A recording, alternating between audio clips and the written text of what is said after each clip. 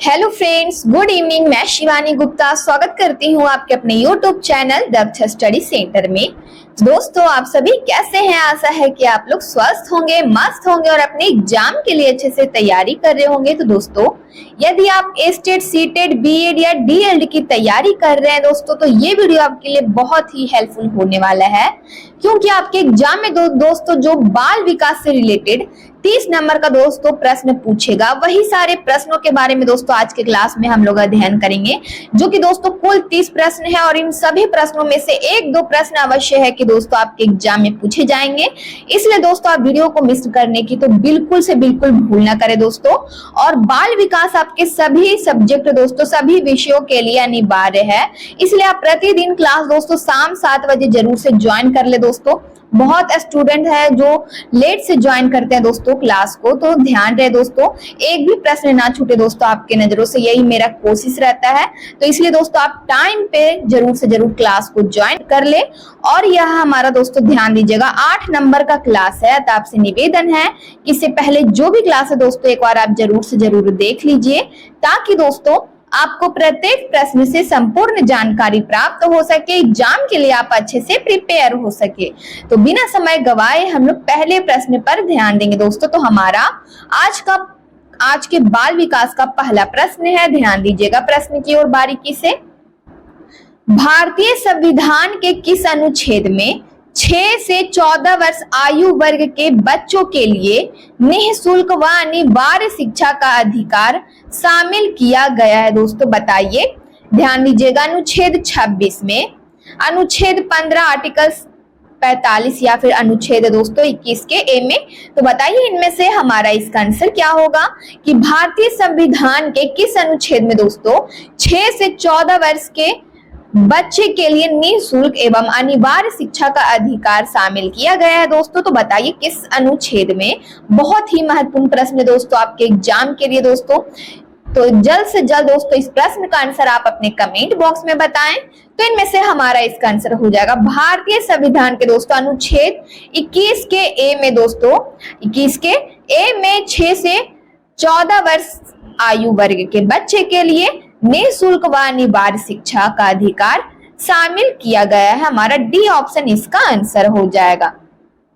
अगले प्रश्न पर इसी प्रकार ध्यान दीजिएगा दोस्तों। तो हमारा अगला प्रश्न है, क्रेस्मर ने व्यक्तित्व को निम्न में से किस प्रमुख प्रकार में वर्गीकृत किया दोस्तों? बहुत ही महत्वपूर्ण प्रश्न है दोस्तों आपके एग्जाम के लिए कि क्रेस्मर ने व्यक्तित्व को निम्न में से किस प्रमुख प्रकार में दोस्तों बताइए वर्गीकृत किया है। ए में है क्रिस्का यानी दुर्बल, बी में है सुडौल का, या फिर दोस्तों ध्यान दीजिएगा गोल का, ये उपयुक्त सभी। तो बताइए इनमें से हमारा इसका आंसर क्या होगा कि किस प्रमुख प्रकार में वर्गीकृत किया है दोस्तों? तो ध्यान दीजिएगा ऑप्शन की ओर। हमारा कुस्काई भी हो जाएगा दोस्तों यानी दुर्बल भी, सुडौल का ये भी हमारा सही है, गोल का ये भी हमारा सही दोस्तों, अर्थात हमारा डी ऑप्शन इसका आंसर हो जाएगा उपयुक्त सभी की। क्रेस्मर ने व्यक्तित्व को दोस्तों ए बी सी हमारा तीनों सही हो जाएगा, प्रमुख प्रकार में वर्गीकृत किया है। अगला प्रश्न है, ध्यान दीजिएगा दोस्तों प्रश्न की ओर। टीएटी का उद्देश्य निम्न में से किसका मापन है दोस्तों? बताइए। बहुत ही महत्वपूर्ण प्रश्न है दोस्तों कि टीएटी का उद्देश्य निम्न में से किसका मापन है? बताइए। ए में है, ध्यान दीजिएगा ऑप्शन की ओर, बौद्धिक क्षमता, अभिक्षमता, अभिवृत्ति या मूल्य दोस्तों? तो बताइए इनमें से हमारा इसका आंसर क्या होगा दोस्तों? कोशिश कीजिएगा दोस्तों कि आप प्रत्येक प्रश्न का आंसर आप अपने कमेंट बॉक्स में बताएं दोस्तों, और गलत होने से बिल्कुल घबराना नहीं है दोस्तों, ठीक है? तो हमारा इसका आंसर क्या होगा बताइए अपने कमेंट बॉक्स में। तो अभिक्षमता मापन है दोस्तों, हमारा बी ऑप्शन इसका आंसर हो जाएगा कि टीएटी का उद्देश्य अभिक्षमता को मापन है हमारा दोस्तों, बी ऑप्शन इसका आंसर हो जाएगा। अगला प्रश्न है, ध्यान दीजिएगा प्रश्न की ओर और वीडियो के अंतिम समय तक अवश्य बने रहिए, ताकि दोस्तों आपके नजरों से एक भी प्रश्न ना छूटे और आप अपने एग्जाम के लिए अच्छे से प्रिपेयर हो सके। तो हमारा अगला प्रश्न है, संघनन का सिद्धांत निम्न में से किसकी व्याख्या करता है दोस्तों? बताइए। संघनन का सिद्धांत निम्न में से किसकी व्याख्या करता है? ए में अधिगम का, स्मृति का, सी में है अभिप्रेरणा का, डी में है सृजनात्मकता का। तो बताइए इनमें से हमारा इसका आंसर क्या होगा दोस्तों? तो ध्यान दीजिएगा ऑप्शन की ओर, हमारा बी ऑप्शन इसका आंसर हो जाएगा कि संघनन का सिद्धांत दोस्तों स्मृति का व्याख्या करता है। दोस्तों किसका व्याख्या करता है? तो स्मृति का व्याख्या करता है हमारा दोस्तों बी ऑप्शन इसका आंसर हो जाएगा। अगला प्रश्न है, ध्यान दीजिएगा दोस्तों प्रश्न की ओर। निम्न में से कौन सी शिक्षा मनोविज्ञान की सर्वाधिक व्यक्तिनिष्ठ विधि है? दोस्तों बताइए निम्न में से कौन सी शिक्षा मनोविज्ञान की सर्वाधिक व्यक्तिनिष्ठ विधि है? बताइए। अंतर्दर्शन, बहिर्दर्शन, अवलोकन, प्रयोगीकरण। तो बताइए इनमें से हमारा इसका आंसर क्या होगा? तो ध्यान दीजिएगा दोस्तों ऑप्शन की ओर, हमारा ए ऑप्शन इसका आंसर हो जाएगा दोस्तों कि अंतर्दर्शन शिक्षा मनोविज्ञान की सर्वाधिक व्यक्तिनिष्ठ विधि है हमारा दोस्तों, ए ऑप्शन इसका आंसर हो जाएगा। अगला प्रश्न है, ध्यान दीजिएगा प्रश्न की ओर।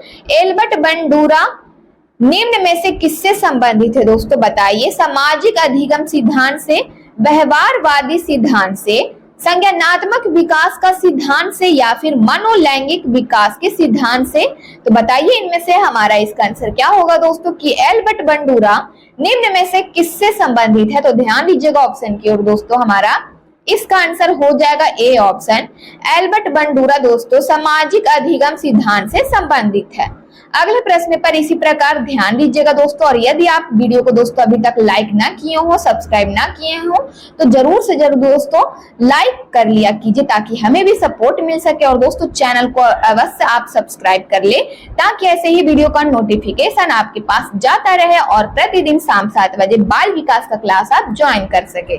तो हमारा अगला प्रश्न है, अधिगम वक्र में पठार बनता है। दोस्तों बताइए किसके कारण? दोस्तों बहुत ही महत्वपूर्ण प्रश्न है कि अधिगम वक्र में पठार बनता है परिपक्वता के कारण, बी में है अभिप्रेरणा के कारण, सी में है थकान के कारण, डी में है अभिरुचि के कारण। तो बताइए इनमें से हमारा इसका आंसर क्या होगा कि अधिगम वक्र में दोस्तों पठार बनता है, ध्यान दीजिएगा किसके कारण? तो थकान के कारण, हमारा सी ऑप्शन इसका आंसर हो जाएगा। अगला प्रश्न है, ध्यान दीजिएगा दोस्तों प्रश्न की ओर। दर्पण चित्र परीक्षण किसको मापने हेतु प्रयुक्त होता है? दोस्तों बताइए। अधिगम की गति को मापने हेतु प्रयुक्त होता है, या फिर बी में है अधिगम अंतरण को मापने हेतु, सृजनात्मकता को मापने हेतु, या फिर डी में है अभिरुचि को मापने हेतु। तो बताइए इनमें से हमारा इसका आंसर क्या होगा कि दर्पण चित्र परीक्षण दोस्तों किसको मापने हेतु प्रयुक्त किया जाता है? तो ध्यान दीजिएगा ऑप्शन की ओर दोस्तों। जल्द से जल्द दोस्तों इस प्रश्न का आंसर आप अपने कमेंट बॉक्स में बताइए तो क्या होगा इसका आंसर? तो डी ऑप्शन हमारा इसका आंसर हो जाएगा कि दर्पण चित्र परीक्षण दोस्तों अभिरुचि मापने हेतु प्रयुक्त होता है। अगला प्रश्न है, ध्यान दीजिएगा। क्लाउड पिक्चर टेस्ट निम्न में से किसके मापन में प्रयुक्त होता है? दोस्तों बताइए। क्लाउड पिक्चर टेस्ट निम्न में से किसके मापन में प्रयुक्त होता है? बताइए दोस्तों। ए में है बुद्धि मापन में प्रयुक्त होता है, या फिर ध्यान दीजिएगा व्यक्तित्व को मापने में, या फिर अभिक्षमता या अभिरुचि। तो बताइए इनमें से हमारा इसका आंसर क्या होगा दोस्तों? बहुत ही महत्वपूर्ण प्रश्न है दोस्तों कि क्लाउड पिक्चर टेस्ट निम्न में से किसके मापन में प्रयुक्त होता है? तो ध्यान दीजिएगा ऑप्शन की ओर, हमारा बी ऑप्शन इसका आंसर हो जाएगा कि क्लाउड पिक्चर टेस्ट ध्यान दीजिएगा व्यक्तित्व को मापन हेतु दोस्तों मापन में प्रयुक्त होता है, हमारा बी ऑप्शन इसका आंसर हो जाएगा। अगला प्रश्न है, ध्यान दीजिएगा प्रश्न की ओर। निम्न में से कौन सा शेष से भिन्न है? दोस्तों बताइए निम्न में से कौन सा है जो शेष से भिन्न है? बताइए। TAT, 16PF, या फिर ध्यान दीजिएगा दोस्तों रैवेन का परीक्षण, डी में है डॉक्टर, ध्यान दीजिएगा दोस्तों ड्रॉ ए मैन परीक्षण है, ठीक है, ड्रॉ ए मैन परीक्षण। तो बताइए इनमें से हमारा दोस्तों निम्न में से चारों में से कौन सा अलग है? दोस्तों यही हम लोगों को बताना है।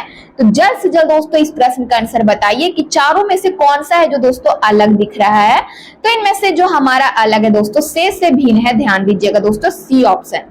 क्या है? सी ऑप्शन हमारा इसका आंसर हो जाएगा कि रैवेन का परीक्षण दोस्तों यह चारों में से क्या है दोस्तों अलग है, ठीक है।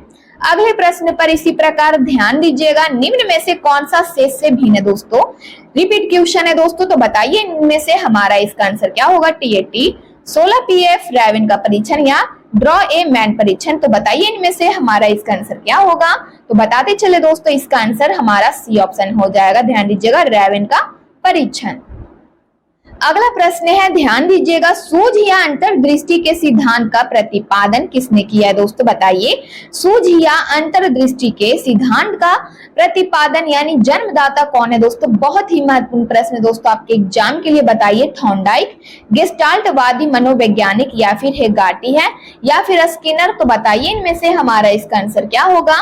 तो इनमें से हमारा इसका आंसर हो जाएगा दोस्तों सूझ या अंतर्दृष्टि के सिद्धांत का प्रतिपादन दोस्तों ध्यान दीजिएगा गेस्टाल्टवादी मनोवैज्ञानिक ने किया है। हमारा बी ऑप्शन इसका आंसर हो जाएगा।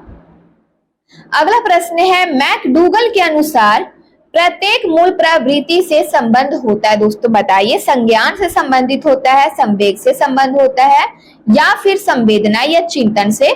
तो बताइए इनमें से हमारा इसका आंसर क्या होगा कि मैकडूगल के अनुसार प्रत्येक मूल प्रवृत्ति दोस्तों ध्यान दीजिएगा किससे संबंधित होता है। तो ध्यान दीजिएगा हमारा इसका आंसर हो जाएगा संवेग से संबंध होता है दोस्तों। हमारा बी ऑप्शन इसका आंसर हो जाएगा। अगला प्रश्न है, ध्यान दीजिएगा, पूर्व अनुभव के आधार पर संवेदना को अर्थ प्रदान करना क्या कहलाता है दोस्तों। बहुत ही महत्वपूर्ण प्रश्न है दोस्तों कि पूर्व अनुभव के आधार पर संवेदना को अर्थ प्रदान करने वाला दोस्तों करना क्या कहलाता है बताइए। संवेदना कहलाता है, प्रत्यक्ष ज्ञान कहलाता है, अभिप्रेरणा या कल्पना कहलाता है। तो बताइए इनमें से क्या कहलाता है दोस्तों। तो ध्यान दीजिएगा, पूर्व अनुभव के आधार पर संवेदना को अर्थ प्रदान करना दोस्तों प्रत्यक्ष करण कहलाता है दोस्तों। सॉरी, प्रत्यक्ष ज्ञान है, प्रत्यक्ष ज्ञान कहलाता है। बी ऑप्शन हमारा इसका आंसर हो जाएगा। अगला प्रश्न है, ध्यान दीजिएगा, 5 वर्ष के मोहन की मानसिक आयु 8 वर्ष है, उसकी बुद्धि लब्धि मीन्स दोस्तों ध्यान दीजिएगा IQ कितनी होगी दोस्तों बताइए। 5 वर्ष के मोहन की मानसिक आयु कितना है दोस्तों। तो 8 वर्ष है, उसकी बुद्धि लब्धि मीन्स IQ कितनी है दोस्तों बताइए। 150 होगी, 160, 140 या 135। तो ध्यान दीजिएगा हमारा इनमें से इसका आंसर हो जाएगा 5 वर्ष के मोहन की मानसिक आयु यदि दोस्तों 8 वर्ष है तो उसकी बुद्धि लब्धि ध्यान दीजिएगा 160 होगी। हमारा बी ऑप्शन इसका आंसर हो जाएगा। अगला प्रश्न है, ध्यान दीजिएगा, कौन सा बुद्धि लब्धि स्तर मंद बुद्धि वाले बच्चों का प्रशिक्षणीय योग्य, ध्यान दीजिएगा, प्रशिक्षण योग्य बुद्धि लब्धि स्तर कहलाता है दोस्तों बताइए। 70 से 79, 50 से 69, 36 से 49 या फिर 35 एवं निम्न। तो बताइए इनमें से हमारा इसका आंसर क्या होगा दोस्तों। तो इनमें से हमारा इसका आंसर क्या होगा बताइए अपने कमेंट बॉक्स में। तो इनमें से हमारा इसका आंसर हो जाएगा, ध्यान दीजिएगा दोस्तों, ऑप्शन की ओर हमारा मिस प्रिंट है 35 एवं यहाँ पे 40 हो जाएगा। क्या होगा 40। तो बताइए इनमें से हमारा इसका आंसर क्या होगा। निम्न नहीं होगा, ठीक है, मिस प्रिंट है। तो बताइए इनमें से हमारा इसका आंसर क्या होगा। कौन सा बुद्धि लब्धि स्तर मंद बुद्धि वाले बच्चों का प्रशिक्षण योग्य बुद्धि लब्धि स्तर कहलाता है दोस्तों। तो ध्यान दीजिएगा 36 से 49 के बीच का बुद्धि लब्धि दोस्तों बुद्धि लब्धि स्तर कहलाता है। हमारा क्या होगा, सी ऑप्शन इसका आंसर हो जाएगा।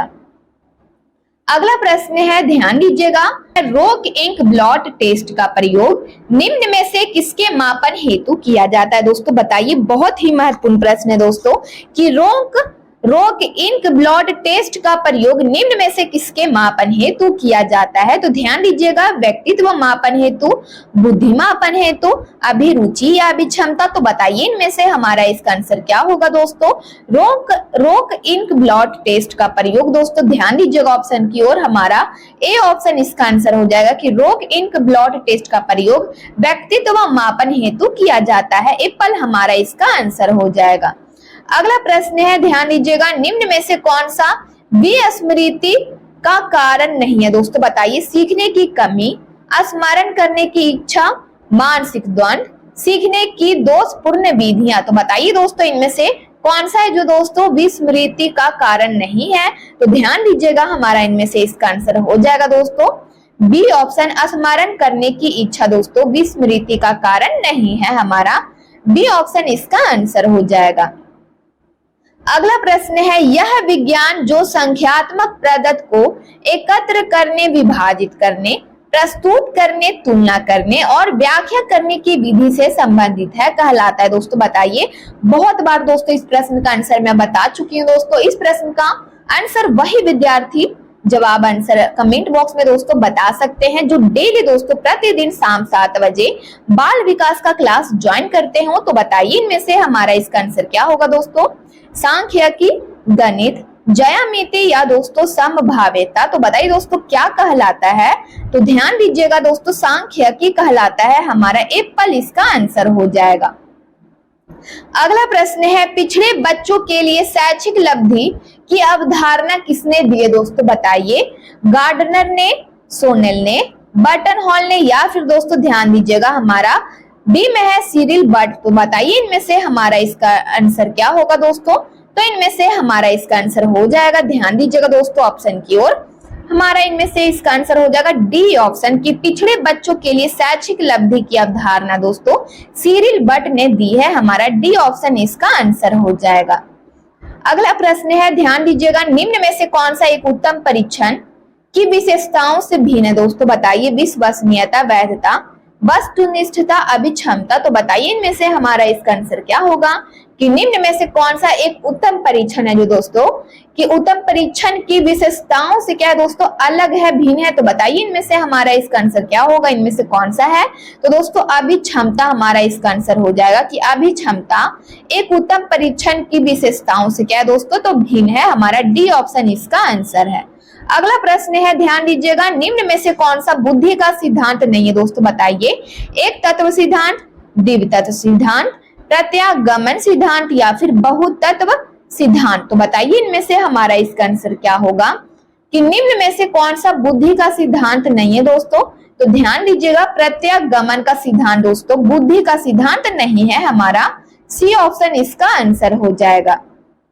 अगला प्रश्न है, ध्यान दीजिएगा, निम्न में से कौन सी एक अंतः दावी ग्रंथ नहीं है दोस्तों? अंतः दावी ग्रंथि है, ठीक है दोस्तों, ग्रंथि नहीं है। बताइए, ध्यान दीजिएगा, एड्रीनल ग्रंथि, पीयूष ग्रंथि, लार ग्रंथि या थायराइड ग्रंथि। तो बताइए इनमें से हमारा इसका आंसर क्या होगा कि निम्न में से कौन सी एक अंतः दावी ग्रंथि नहीं है दोस्तों? तो ध्यान दीजिएगा, लार ग्रंथि हमारा इसका आंसर हो जाएगा दोस्तों कि लार ग्रंथि एक अंतः दावी ग्रंथि नहीं है। अगले प्रश्न पर इसी प्रकार ध्यान दीजिएगा दोस्तों और वीडियो के अंतिम समय तक अवश्य बने रहिए ताकि दोस्तों आपकी नजरों से एक भी प्रश्न ना छूटे और आप अपने एग्जाम के लिए अच्छे से प्रिपेयर हो सके। तो हमारा अगला प्रश्न है, पियाजे के अनुसार संज्ञानात्मक विकास की द्वितीय अवस्था है दोस्तों। बताइए, पियाजे के अनुसार संज्ञानात्मक विकास की द्वितीय अवस्था क्या है? ज्ञानेंद्रिय अवस्था, औपचारिक संक्रिया की अवस्था या फिर सी में है पूर्व संक्रिया की अवस्था, डी में है मूर्त संक्रिया की अवस्था। तो बताइए दोस्तों इनमें से हमारा इसका आंसर क्या होगा कि पियाजे के अनुसार संज्ञानात्मक विकास की दोस्तों द्वितीय अवस्था इनमें से क्या है? तो ध्यान दीजिएगा ऑप्शन की ओर, हमारा सी ऑप्शन इसका आंसर हो जाएगा दोस्तों। द्वितीय अवस्था क्या है? तो पूर्व संक्रिया की अवस्था है। अगला प्रश्न है, शारीरिक विकास को प्रभावित करने वाला कारक कौन सा है दोस्तों? बताइए, वंशानुक्रम, वातावरण, खेल तथा व्यायाम या फिर उपयुक्त सभी। तो इनमें से हमारा इसका आंसर क्या होगा कि शारीरिक विकास को प्रभावित करने वाला कारक दोस्तों निम्न में से क्या होगा? बताइए दोस्तों, इसका आंसर बहुत ही महत्वपूर्ण प्रश्न दोस्तों और बहुत ही आसान प्रश्न है दोस्तों। तो बताइए इनमें से हमारा इसका आंसर क्या होगा? तो इनमें से हमारा इसका आंसर हो जाएगा दोस्तों वंशानुक्रम भी, वातावरण भी, खेल तथा व्यायाम भी जरूरी है दोस्तों शारीरिक विकास को प्रभावित करने के लिए, अर्थात हमारा डी ऑप्शन इसका आंसर हो जाएगा दोस्तों उपयुक्त सभी।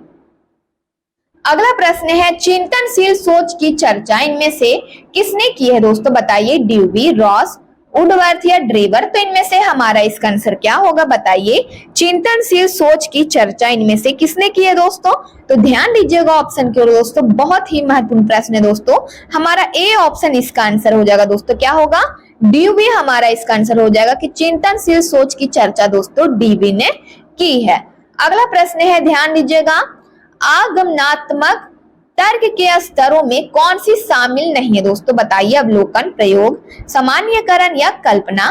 तो इनमें से हमारा इसका आंसर क्या होगा? बताइए, आगमनात्मक तर्क के स्तरों में दोस्तों कौन सी शामिल नहीं है? तो ध्यान दीजिएगा ऑप्शन की ओर, हमारा डी ऑप्शन इसका आंसर हो जाएगा दोस्तों, कल्पना शामिल नहीं है, हमारा डी ऑप्शन इसका आंसर है। अगला प्रश्न है, ध्यान दीजिएगा, सीखी गई बात को धारण करने और पुनः स्मरण करने में असफल होना दोस्तों क्या कहलाता है? बहुत ही महत्वपूर्ण प्रश्न है दोस्तों आपके एग्जाम के लिए, और बहुत ही सोचिए तो बहुत ही आसान प्रश्न है। तो बताइए इनमें से हमारा इसका आंसर क्या होगा कि सीखी गई बात को धारण करने और पुनः स्मरण करने में असफल होना दोस्तों क्या कहलाता है? बताइए दोस्तों, यदि हम लोग किसी भी बात को दोस्तों सीखते हैं, समझते हैं, या फिर दोस्तों भूलने के बाद भी पुनः स्मरण दोबारा याद करते हैं, भूल भूल के याद करते हैं दोस्तों, तो बताइए क्या कहलाता है? यही बताना है दोस्तों। तो इनमें से हमारा इसका आंसर हो जाएगा दोस्तों, किसी भी बात को हम लोग याद करते हैं और फिर भूल जाते हैं दोस्तों, उसे क्या कहते हैं? तो बताइए क्या कहेंगे दोस्तों? विस्मरण है, स्मरण, धारण या चिंतन है। तो बताइए इनमें से हमारा इसका आंसर क्या होगा कि सीखी गई बात को धारण करने और पुनः स्मरण करने में असफल होना है दोस्तों, विस्मरण कहलाता है। हमारा क्या होगा? एप्पल इसका आंसर हो जाएगा। अगला प्रश्न है, ध्यान दीजिएगा दोस्तों, हमारा रिपीट क्वेश्चन है दोस्तों, ध्यान दीजिएगा एक बार फिर से प्रश्न की ओर। सीखी गई बात को धारण करने और पुनः स्मरण करने में असफल होना क्या कहलाता है? विस्मरण, स्मरण है, धारण है, या फिर दोस्तों असफल होना चिंतन है। तो बताइए इनमें से हमारा इसका आंसर क्या होगा? तो ध्यान दीजिएगा, हमारा एप्पल इसका आंसर हो जाएगा कि सीखी गई बात को धारण करने और पुनः स्मरण करने में असफल होना विस्मरण है।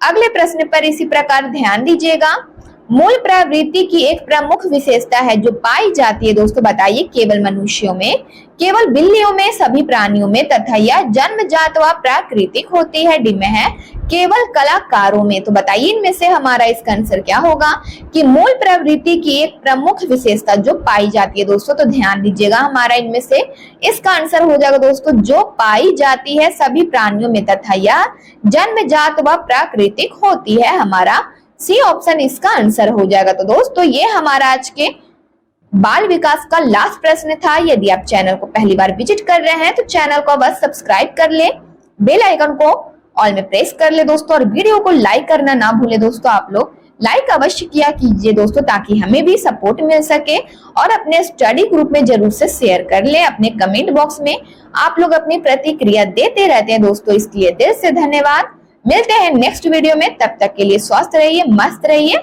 जय हिंद, जय भारत।